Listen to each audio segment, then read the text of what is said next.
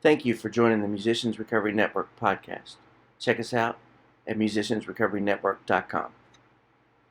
Hello, I'm Davis from Musicians Recovery Network. This is my guest, Mr. Steve Wildsmith, today. What up, y'all? We are here to just kind of interview and talk and chat about music, recovery, and anything else that we might want to bring up. This is episode number 5 of the Musicians Recovery Network podcast. And I'm so honored to have my man, Steve Wildsmith, on here, who's so talented in so many ways. And we'll talk about it through this.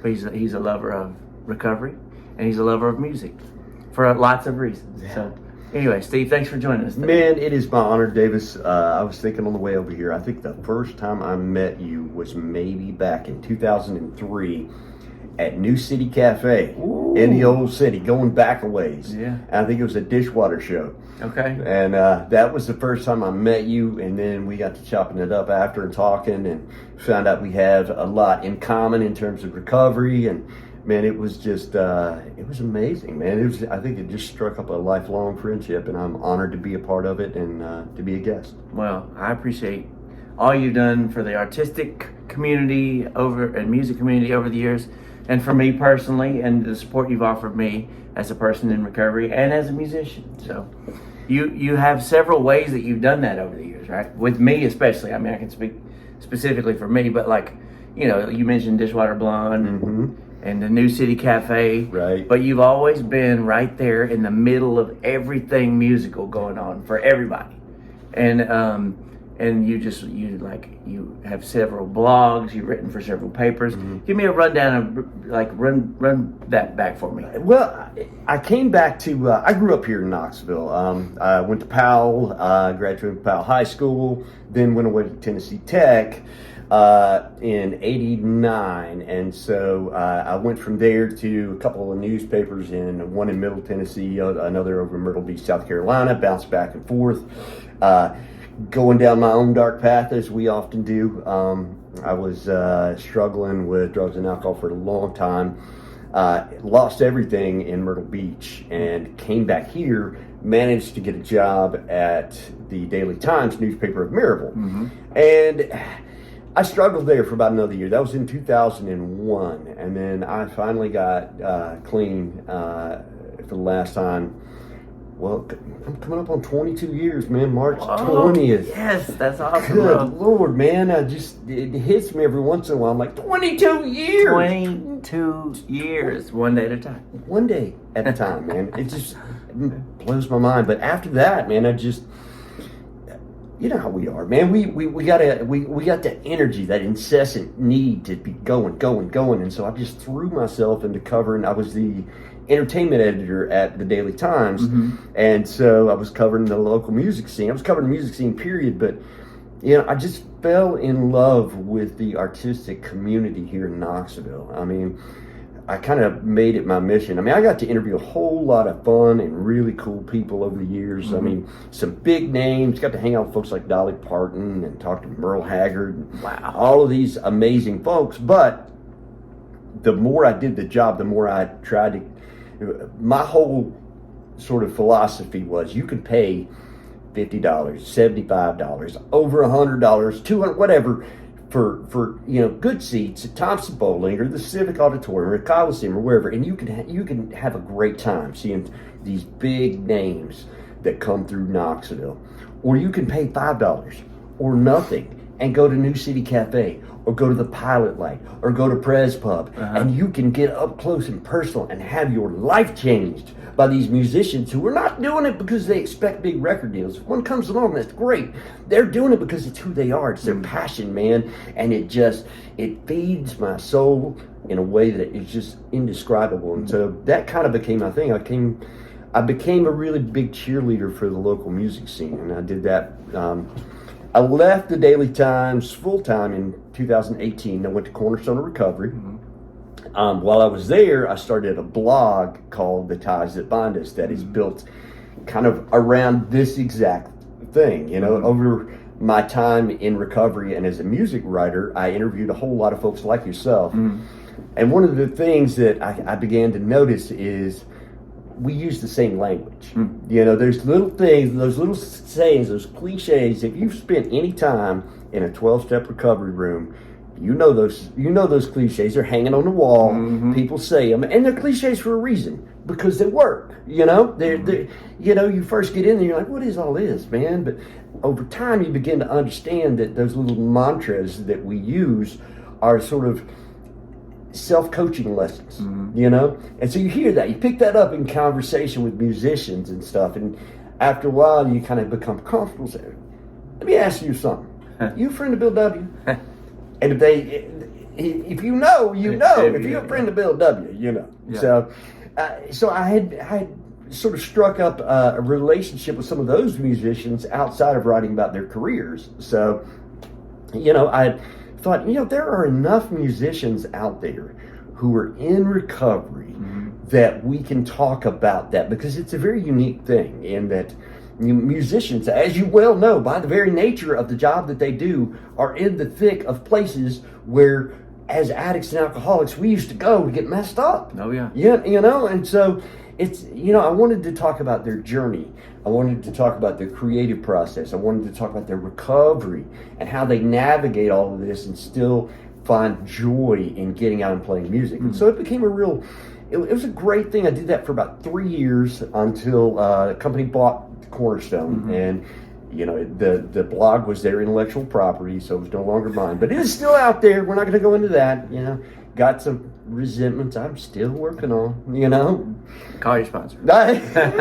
Exactly. Oh, I have. But you know, but that is still out there. And today I write for Blank newspaper. I work for Maryville College. I'm still active in the local recovery community, and I try to support the local scene as much as I can, either through Blank or through organizing events like Waynestock, which you're familiar with. Waynestock, that was cool. Yeah. That was cool. Yeah. My band got to come back and play that. We had been on hiatus for 14 years, and we showed back up at Waynestock and just had a good time, man. It was so much great music, such good vibes.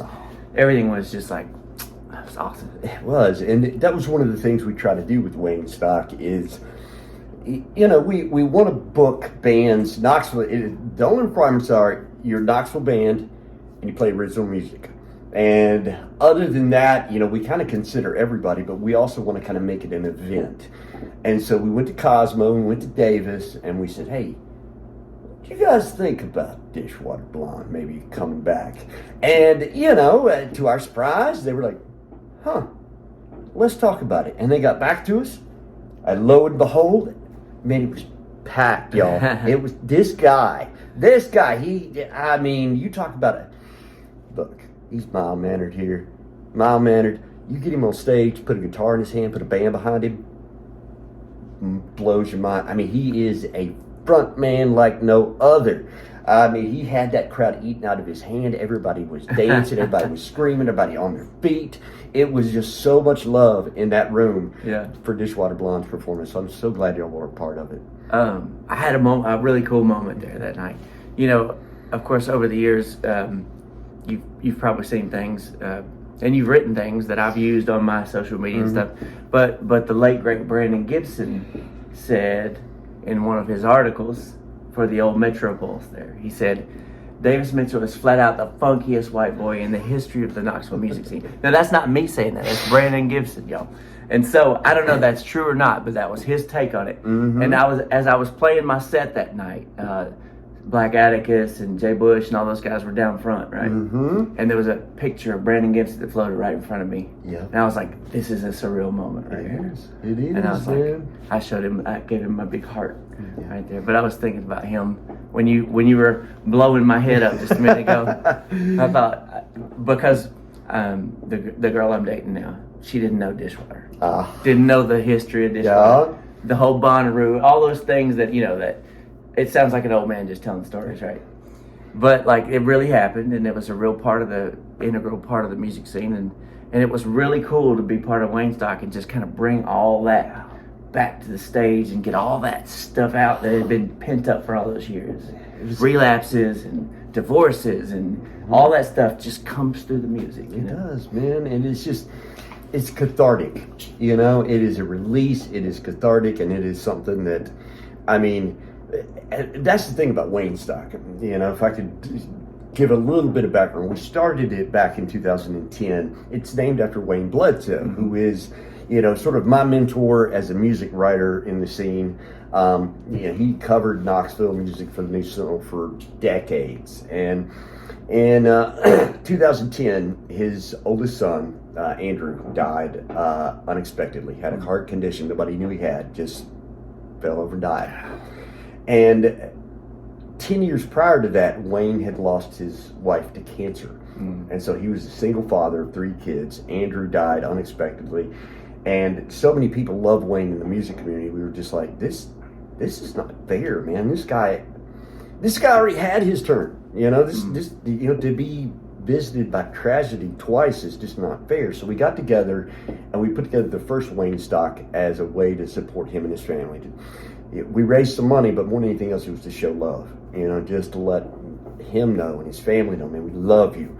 And so that kind of became our thing every year since. Yes, it's a fundraiser, but more than anything else, it's designed just to show love, man, and to give people a place to come. And every single year, it's like a family reunion. How many folks did you see there that weekend that you probably hadn't seen him forever? But man, it was just like old times. Yeah, I ran into a girl that I remember from my first band, Mr. Skinny. Mr. Skinny. Back in the late 90s. I'm not saying how old I am, but I'm old. Back in the mid 90s, playing the campus pub, okay, with Mr. Skinny. There was a girl there who has moved. She's moved several places, but she drove in several, like 8 hours for the Wayne Stock show, right? And not only did I find out, she's a huge music fan. She's always been my supporter, but she's also found her way into recovery. And so we got to share all that moment all at once. It was beautiful. From 95 till now, you know, that's how long I've known this girl, you know. And just the neat little way that family reunion happened and all the different people I saw there. Man, I saw Cruz, I saw JC, I saw so many people. Of course, you know, I'm working with Cecilia, right, the music therapist a little bit. You know, she's amazing. She plays with just about everybody. Okay. That girl, you drop her into any lineup and she's going to flourish. You know, she's doing that stuff with RB now.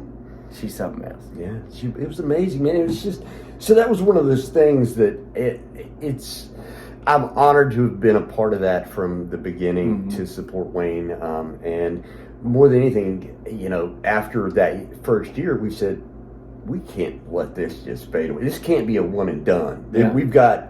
This was too powerful. So we've done it every year since, man. And this year we raised money for Dennis Double and for Karen Reynolds, 2 huge names in the scene. Dennis is just an indefatigable supporter of so many musicians.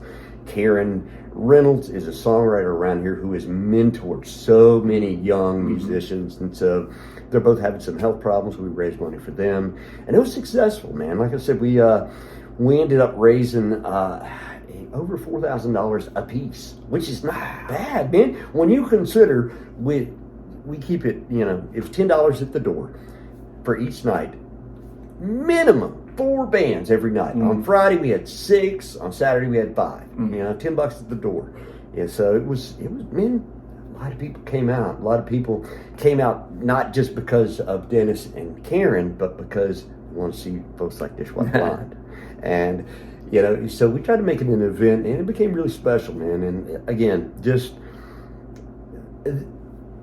the altruistic spirit of this scene is one of the things that makes it so rewarding to have written about for so many years. Because folks like you, when you come to them with something like this, they don't say, okay, how much does it pay?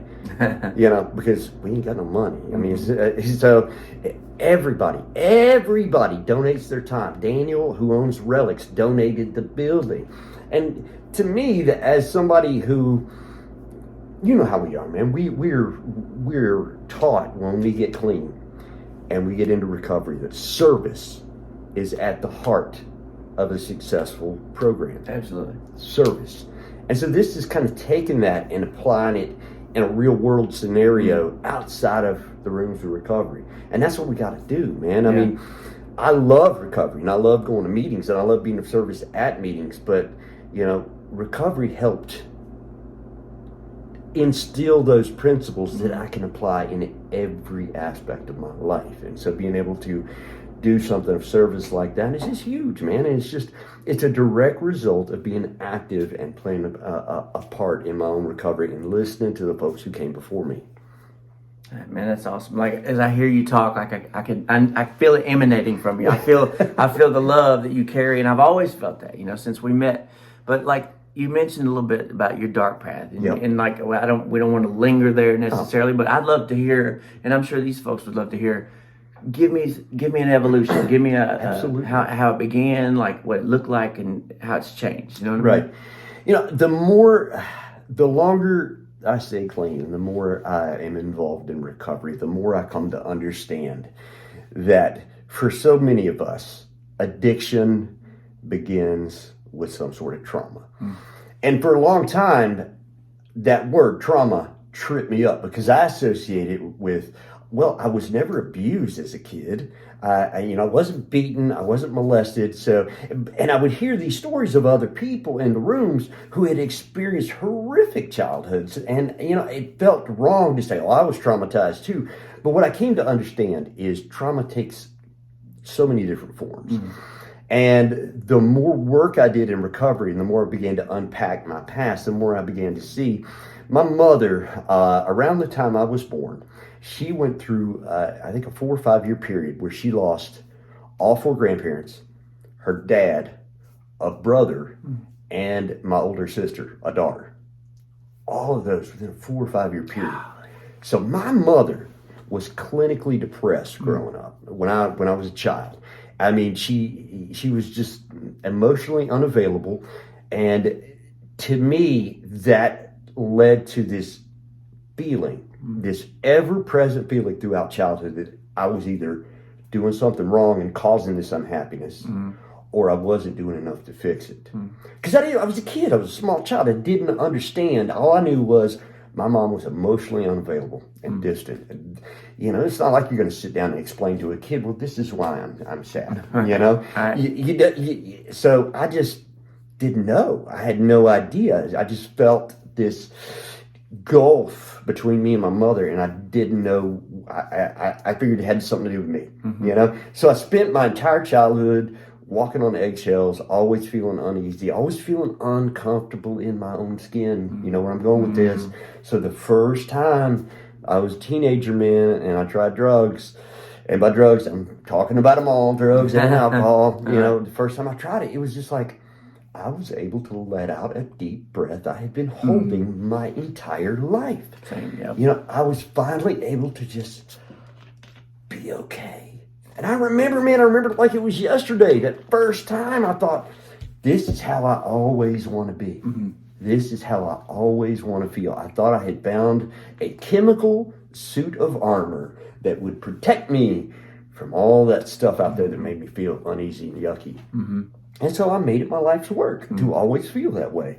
And because I, was a relatively intelligent guy, I was able to function. I was a functioning addict for many years before things went off the rails. But you and I both know, man, addiction, kind of like an old fisherman. It'll let you grab that hook and let you run with that line. And you think, oh, I'm good, man. Got me this worm. I got me this worm, Davis. I'm good. And then sooner or later, it sets that hook, man, and it starts reeling you back into this place where you're going to die. And that's where I was. At the end, I would pass out, go to bed, go to sleep, whatever, in the middle of the night, praying to God to kill me in my sleep. And the first thing I would do when my eyes would open up would be cursing because I was still alive. I was living in that place it talks about in the basic text of one of our 12-step programs where I was too tired to keep living and too scared to die. And I went through treatment 3 times, just absolutely terrified. The first time, I just wanted to quit putting a needle in my arm. I could not fathom not doing something, because it was just like, well, yeah, I can do a little of this, or I can do a little of this. As long as I'm not doing hard stuff, I'm good. I'm good. It don't work like that. Not for this guy. I tried doing a little of this and a little of that, and then a week later, I was back doing the same thing because that's what we do. Yeah. And so it was, and every single time, man, it took me a little bit further, and I'm firmly convinced a bottom is a metaphor, man, because here's the thing. No matter what kind of bottom I reach, I look around, I find me a shovel, and I start digging. I will start digging, and I will find me a deeper bottom every single time until eventually, I remember I was at a Peninsula going through detox in March 2002, and I'd been going to meetings. I got involved. I went to meetings, but I'd show up late after it started. I'd leave early. I wouldn't stick around. I wouldn't get to know anybody. I'd look at them steps on the wall and be like, okay, 1, yes, absolutely. Powerless, unmanageable, got it, check. I'd get down to like step 4, wait, searching and fearless moral inventory. I don't know about that, dog. Amends? I got to make, man, people owe me amends. What? No. So I was looking at the steps sort of like a choose your own adventure. One of the books we read as a kid, Right. So I tried to design my own program instead of following the program. I thought I knew what was best. One of the most powerful things anybody ever said to me was Frank Kalinsky. Did you know Frank? Over at the Jellinek Center. When I got out of Peninsula, I went over there. They had a bed. It was a halfway house, not too far from here. And Frank told me, he goes, look, Steve, you can never be too dumb to get recovery, but you sure as hell can be too smart to get it. And that was my whole problem, man. I thought my intellect could lead me around or underneath or find a shortcut or something like that. It don't work like that. It don't work like that for me. So I finally surrendered. To folks like Frank and my first sponsor and so many other people who were there to hold up a lantern and just say, hey, man, if you want to live, come with me. And one day at a time, I've been doing it ever since. And I'm just like 22 years. What? Yeah. So yeah, that's pretty much my journey, brother. That's awesome, man. Well, I mean, yeah, we all have that before and after. But like, okay, so let's talk about your creative stuff, like your creative endeavors, your writing, your interviewing, all those kind of things. Like, how did your recovery spark your ability to be creative? Was it a positive thing? Tell me a little bit about that. Well, by the time, when I was a functioning addict, in the beginning, I was just starting out my career. I was just starting out as a writer. I was decent, I guess, but, there toward the end, man, I didn't care about writing. I didn't care about doing anything. I didn't, writing went out, there was no putting pen to paper. There was no, doing any of that stuff. It was just, I had one mission. And that was to get loaded. So when I got clean, man, it was like a reset. It was like being able to start over. And more than that, I was able to be present in ways I'd never had before. Because always before, I might be talking to somebody, interviewing somebody, I'm looking you in the eye, and I'm real good at making you think I'm present. But in here, I'm like, okay, I got 30 minutes to wrap this up and get over to where my boy is so I get my stuff. I'm not present. I was never present in anything. And that's why all of my relationships were either superficial or toxic. And so, I was able to be present.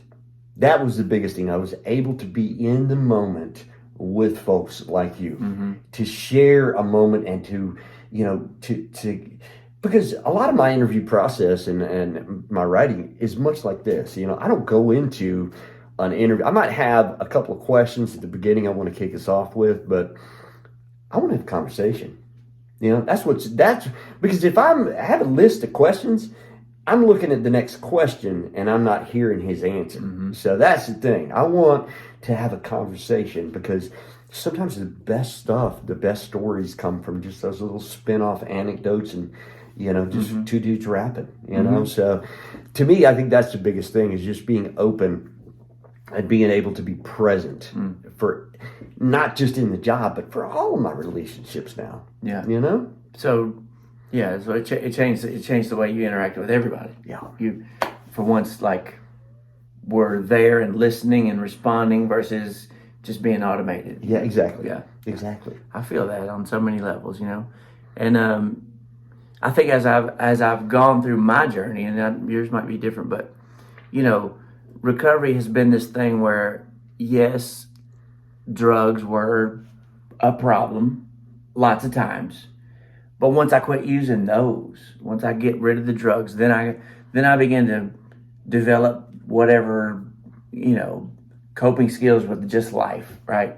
And so the drugs have disappeared, but now that same behavior comes out in other ways, right? And it makes my life just as unmanageable. Well, and I had to come to understand, drugs brought me to recovery, but it was all the other things, all of that fear, all of that uncertainty, all of that self-doubt, all of that self-loathing, all of those things that tied back into my childhood long before I ever picked up dope.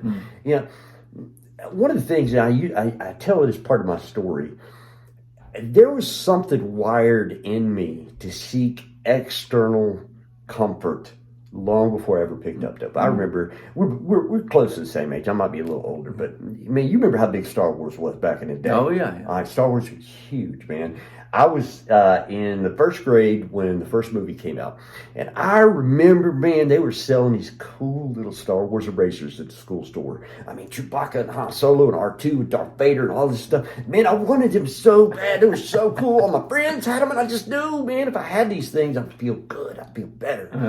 And I remember going and asking my pops. I was like 5, 6, and Dad, can I have some money to buy these Star Wars erasers at the school store? My dad was a hardworking, practical man who had 2 jobs at the time. He said, they're erasers.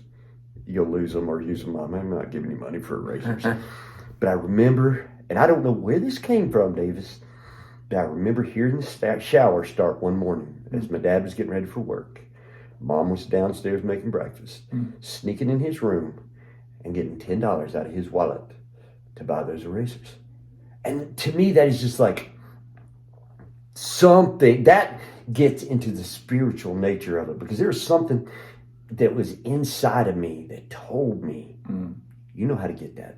You know how to get that money. Wow. You know how to get those erasers. I have no idea what it was. It was not like I had an ex-con uncle sleeping on the couch going, hey, you know how you get the erasers, don't you? It was something that just came to me. And so that to me was such a profound moment in my childhood, because at 5, 6 years old, this idea came to me. I'm going to take this money from my father, steal from my father to buy these erasers. Give me some Han Solo erasers. Yeah, give me some Han Solo. And then I'll feel better. Yeah, because I knew that those things would make me feel better. So it's crazy, man. It's just one of those things that, so I got to go and look at that stuff, okay? It ain't just about the drugs. The drugs brought me to recovery, and the drugs will take me back out if I'm not continuing to work on all of the things that made me such a mess long before I ever picked up. So true, so true. It's been a huge part of my unraveling, and a good unraveling, right? Like I think about who I was before I ever discovered that I needed recovery, right? Recovery from so many things. But like, I think back to the mid-90s and those times, in Mr. Skinny and, going out on tour and like running into drugs. Of course, alcohol was a thing for me when I was, from the time I was a kid, really. First time I drank it, all my social anxiety went away. It was my liquid solution. And then one day I found cocaine. Holy shit, everything changed, right? Yeah. Like it made my brain come alive, and like I felt at ease, like what you said, peaceful. And so I chased that for years, and I've tried to find that in so many other ways, and tried to, but it's been a beautiful process. It has been, and it's one of those things too that understanding that there's always more to learn, remaining teachable.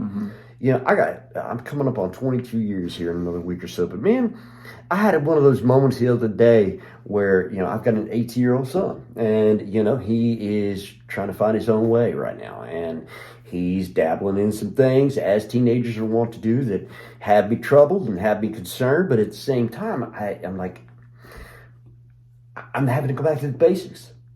Powerlessness, I'm having to acceptance. I'm having to, not future trip, all of these things. I was talking to one of the guys I sponsored the other day, because sponsorship is a two-way street, man. I ain't Yoda. You know, I ain't Obi-Wan Kenobi. I'm just another dude, man, who might have a few more days. And so I was talking to one of my sponsees and getting some experience, strength, and hope. And, you know, we both made the comments like, it's kind of amazing, man, that the longer you stick around, the less you realize you know, you know? And I'm almost glad of that because I don't ever want to get to a point where I'm looking around thinking, well, I got this, because I don't. I don't. I just, you know, I might have a little insight, a little experience, but man, I always hope to remain teachable. And I need to remain teachable because that's how I continue to handle life on life's terms. Because life on life's terms, you know, we weren't promised bowls of Lucky Charms and puppies and rainbows when we got clean, man. Life is just life. Yeah. But I have to remember that, you know, the way I handle it is so much different from everybody else. I'll never forget, man, my grandmother, she died in 2012, and she was 96 at the time. And so I got my 1-year medallion, and I showed it to her back in 03, and I was so proud of that thing. Man, I was like, look, Mama, look at this. And she goes, well, that's good, sugar. What does that mean? I said, Mama, it means I have not used drugs or alcohol in a whole year. And she looked at me, she said, well, that's real good, honey. I haven't used drugs or alcohol in 87 years.